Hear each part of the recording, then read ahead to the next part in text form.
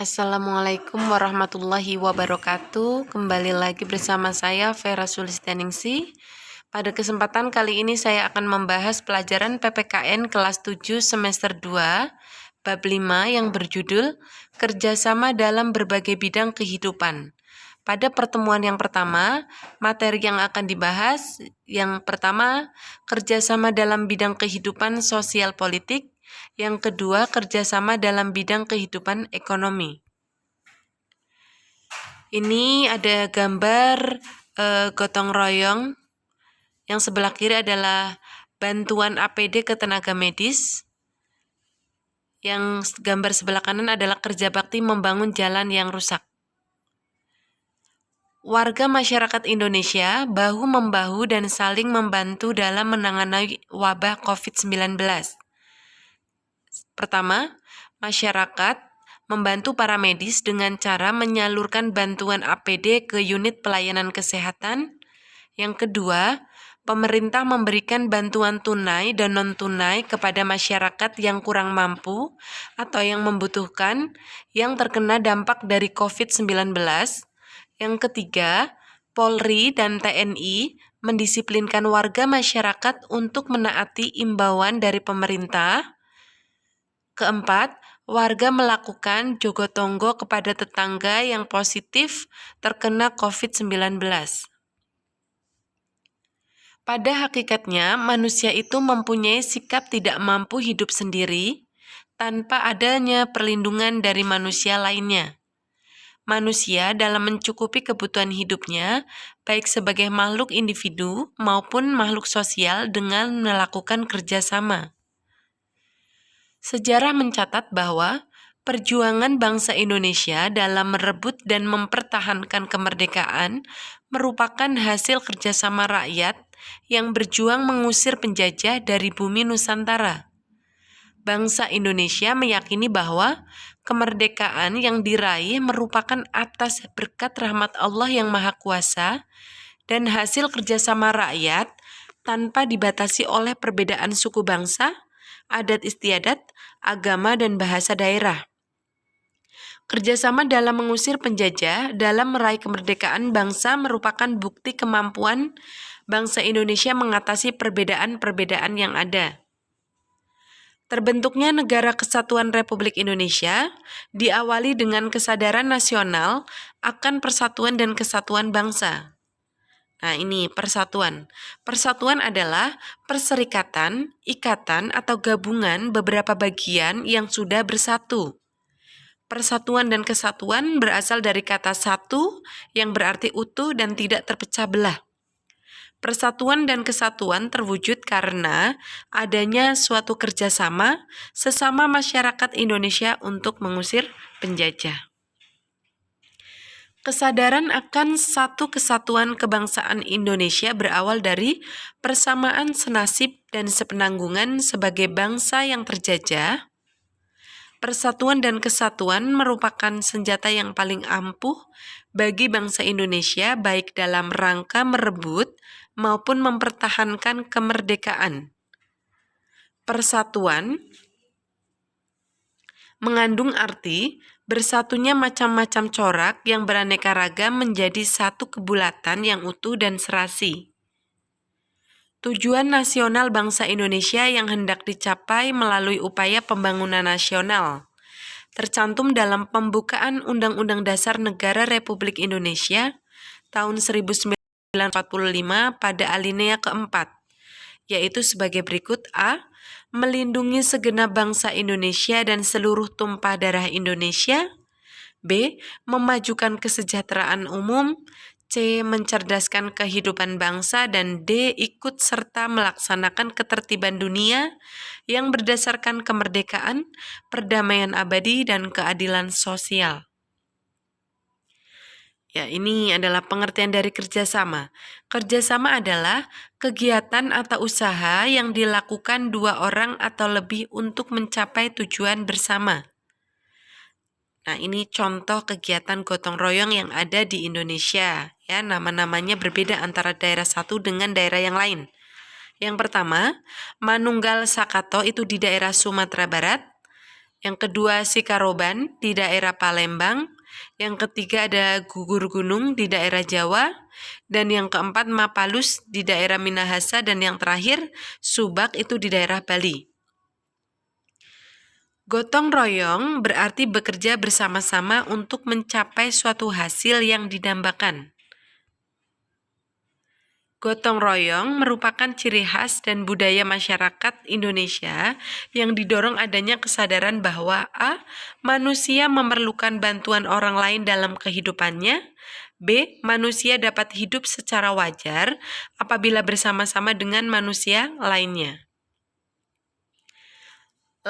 Ini kerjasama dalam bidang kehidupan sosial politik. Landasan kehidupan sosial politik masyarakat Indonesia adalah sila keempat Pancasila yang berbunyi kerakyatan yang dipimpin oleh hikmat kebijaksanaan dalam permusyawaratan perwakilan. Perilaku politik memang harus didasari nilai hikmat, kebijaksanaan, permusyawaratan, dan perwakilan. Hal itu semua merupakan bagian dari gotong royong. Sila keempat Pancasila pada prinsipnya menegaskan bahwa bangsa Indonesia akan terus memelihara dan mengembangkan semangat bermusyawarah dalam perwakilan. Bangsa Indonesia akan tetap memelihara dan mengembangkan kehidupan demokrasi. Permusyawaratan ini suatu tata cara khas kepribadian Indonesia untuk merumuskan dan atau memutuskan suatu hal berdasarkan kehendak rakyat, hingga tercapai keputusan yang berdasarkan kebulatan pendapat atau mufakat. Sedangkan perwakilan adalah suatu sistem dalam arti tata cara atau prosedur mengusahakan turut sertanya rakyat mengambil bagian dalam kehidupan bernegara, antara lain dilakukan dengan melalui badan-badan perwakilan. Pangkal tolak pelaksanaan kehidupan sosial politik bangsa Indonesia adalah gotong royong yang tercermin dalam proses pengambilan keputusan di lembaga-lembaga negara dan organisasi kemasyarakatan dengan cara musyawarah untuk mufakat. Setiap orang yang bermusyawarah bekerja sama mencari kesepakatan untuk mengatasi permasalahan. Mufakat sebagai hasil musyawarah akan berhasil apabila mengembangkan sikap saling menghormati dan tidak memaksakan kehendak kepada siapapun. Melalui musyawarah, keputusan yang dihasilkan merupakan keputusan bersama sehingga semua pihak ikut bertanggung jawab melaksanakan keputusan tersebut. Dalam kehidupan ekonomi, ini sudah berbeda judulnya ya. Jadi ini kerjasama dalam bidang kehidupan ekonomi. Dalam kehidupan ekonomi, kerjasama digambarkan pada pasal 23A UUD Negara Republik Indonesia tahun 1945 yang berbunyi, pajak dan pungutan lain yang bersifat memaksa untuk keperluan negara diatur dengan undang-undang. Pajak digunakan oleh negara untuk membiayai pembangunan nasional. Kemudian, pada pasal 33 ayat 1 UUD Negara Republik Indonesia tahun 1945 menyatakan, perekonomian disusun sebagai usaha bersama berdasarkan asas kekeluargaan. Hal ini berarti dalam kegiatan usaha ekonomi digunakan prinsip kerjasama, saling membantu dalam suasana demokrasi ekonomi untuk mencapai kesejahteraan bersama secara adil. Ya, ini adalah gambar rapat atau rat di koperasi ya. Jadi ini adalah kegiatan rat di koperasi SMP Negeri 6 Malang. Ini adalah contoh kerjasama di bidang ekonomi. Wujud badan usaha yang diharapkan dalam pasal ini adalah koperasi. Sebagai badan usaha, koperasi beranggotakan orang-orang dan badan hukum dengan berlandaskan prinsip kerjasama dan kekeluargaan. Gotong royong dan kekeluargaan merupakan salah satu asas koperasi. Asas kekeluargaan mencerminkan adanya kesadaran manusia untuk melaksanakan kegiatan koperasi oleh dari dan untuk semua anggota di bawah kepengurusan koperasi. Sikap kekeluargaan dalam masyarakat Indonesia bukan hanya didasari oleh ikatan darah. Sikap kekeluargaan sudah ada di dalam masyarakat Indonesia sejak dahulu. Istilah torang samua basaudara di masyarakat Manado, semboyan silih asah, asih dan asuh dalam masyarakat Jawa Barat merupakan contoh nilai kekeluargaan dipelihara dalam masyarakat. Adanya nilai-nilai tersebut menimbulkan keakraban dan rasa dekat seperti layaknya keluarga dalam masyarakat. Keunggulan koperasi dibandingkan dengan badan usaha lainnya adalah sebagai berikut. 1. Atau A. Dasar persamaan artinya setiap anggota dalam koperasi mempunyai hak suara yang sama.